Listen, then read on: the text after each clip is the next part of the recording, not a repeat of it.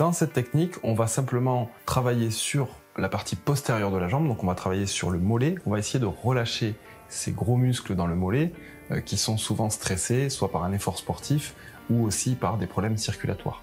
Donc on va simplement travailler un petit peu sur le mollet pour détendre encore une fois les muscles extrinsèques, c'est-à-dire les muscles qui sont reliés au pied mais qui sont hors du pied, qui sont au niveau de l'avant-jambe. Donc je vous montre tout de suite comment travailler un petit peu le pétrissage et le lissage du mollet.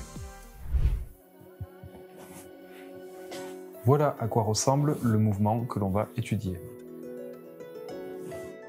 Alors on va s'intéresser un petit peu à la partie mollet, à l'avant-jambe, puisque on sait très bien qu'il y a des muscles qui contrôlent le pied qui sont situés dans l'avant-jambe, et c'est en détendant ces muscles qu'on va pouvoir aussi relâcher certains des muscles et certains des tendons au niveau du pied.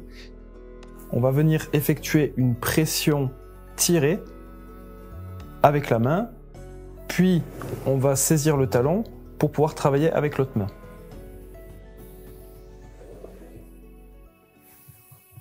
Alors quand on commence, bien sûr, il faudra surélever le talon avec une de vos mains pour pouvoir aller dessous le mollet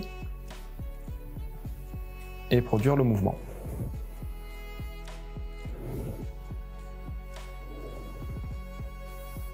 On peut aussi effectuer différentes pressions fixes avec les mains plutôt qu'un mouvement glissé. Et on peut bien sûr varier entre les deux.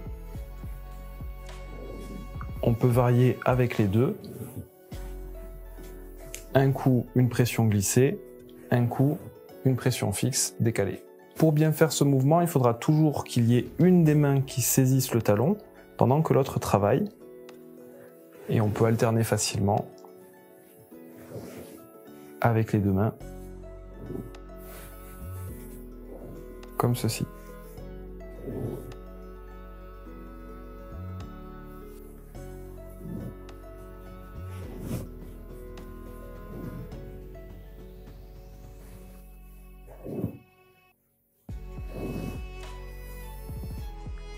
On travaille bien entendu aussi sur le mollet de l'autre côté.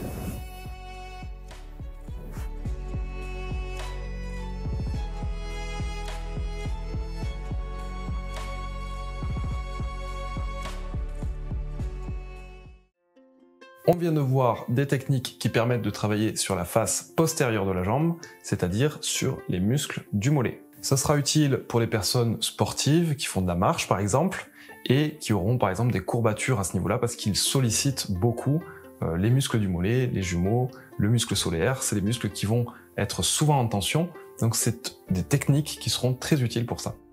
Ensuite, les points importants à retenir, c'est qu'il faut travailler la fluidité bien sûr dans son geste, mais surtout éviter de travailler trop fort parce que ce sont des zones qui peuvent être très sensibles. En ce qui concerne le passage à l'action, revoyez cette vidéo autant de fois que nécessaire pour bien apprendre les subtilités de ce mouvement.